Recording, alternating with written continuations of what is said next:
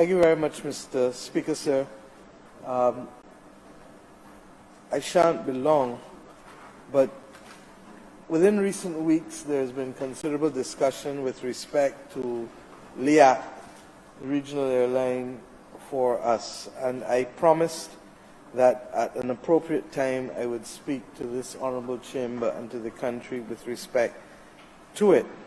As you are aware, sir, LIAT has had considerable challenges within recent times, and there have been a number of meetings with the shareholder governments with respect to LIAT. Barbados equally has entered an IMF program since the 1st of October 2018. And while it is fair to say, Mr. Speaker, that the crisis risks have abated, it is equally, and it is fair to say that Barbados is on the road. It is also equally fair to say that Barbados' journey is far from complete.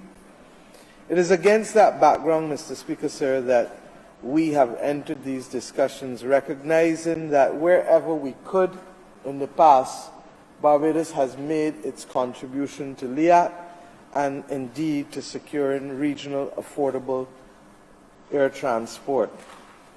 Over the years, we have done so without murmur. And indeed, Mr. Speaker, sir, Barbados moved from being a minor shareholder in LIAT prior to 2003 to one holding from 8.19% to where we are today at 49.4%. I should say that at one stage we held 51% in 2013. Mr. Speaker, sir, when we analyze where LIAT is today and what LIAT requires of its shareholder governments, it is clear to us that there are going to be serious challenges for us to proceed any further. Mr. Speaker, we cannot do what LIAT requires with the current structure that LIAT has today. Many are aware that LIAT has found it difficult with continuous losses to keep flowing and to keep its head above water.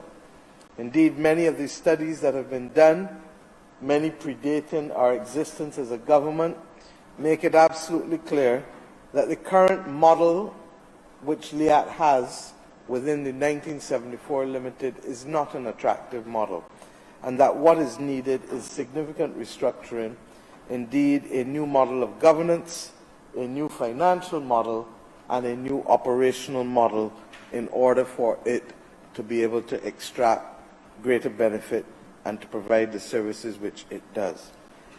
We, Mr. Speaker, as a government, were persuaded by those studies and continue to be so. But we are not the only shareholder government. And there are others, no matter what we've said, or no matter how much we tried to impress upon it, who believe that there are better and different ways in order to secure the viability of the airline. Mr. Speaker, sir, we accept that there is no unanimity on this issue, but we equally accept that if others want to try and to be able to do it through a different methodology, then they should be given that opportunity so to do, particularly as a sister government. It is against that background, Mr. Speaker, that we have continued to reflect where Barbados finds its position itself now as the largest single shareholder at 49.4% of LIAT. There is only so much that Barbados can responsibly do at this time, given our current circumstances and our current position on the journey which I referred to just now.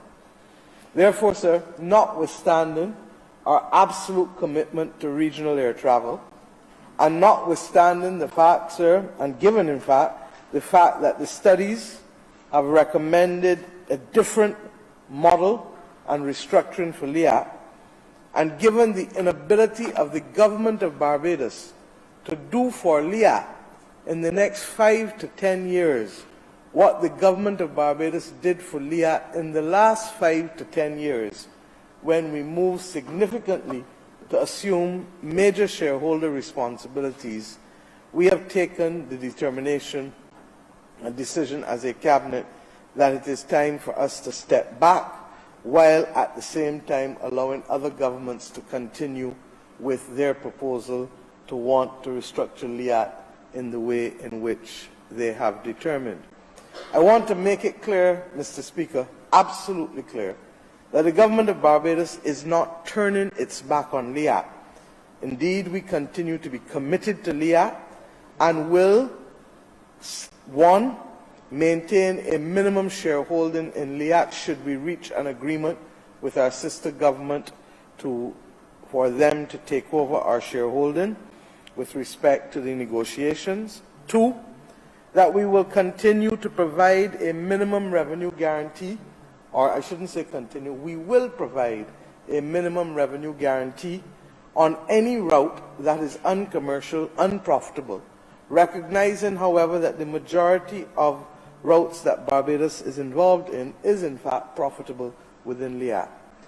And it is against this background, Mr. Speaker, our commitment continues such that within the last few weeks the government of Barbados would have sent a further $1 million Barbados to LIAT and would also have satisfied our commitments to the Caribbean Development Bank with respect to the refleeting of LIAT. Against the background, sir, of us taking therefore a step back while retaining a serious commitment to it, we have accepted an offer from a sister Caribbean state, Antigua and Barbuda, we enter into negotiations with them to see whether a deal can be concluded with respect to Antigua and Barbuda taking up our shares in exchange for them taking up our responsibilities as a shareholder within the context of LIAT.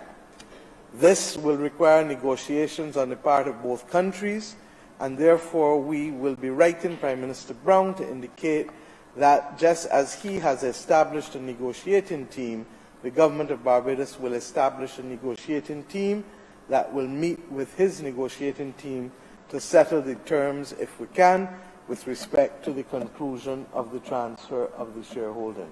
The Honourable Attorney General of Barbados will lead our negotiating team, and it will meet hopefully in the course of the next few weeks to start the discussions. Mr. Speaker, sir, we believe that regional affordable air travel is critical, but we also accept that life is also to be taken how we find it. The government of Barbados wishes the government of Antigua well with respect to being able to pursue an alternative model, recognizing that we cannot play that role that we have played in the course of the last 5 to 10 years, given our priorities and our challenges economically. But we believe that we can continue to play a vital role still as a minimum shareholding government within LIAT, and ensuring that as many routes as possible that LIAT conducts are commercially viable, such that it does not place pressure or burden on the overall finances of the airline.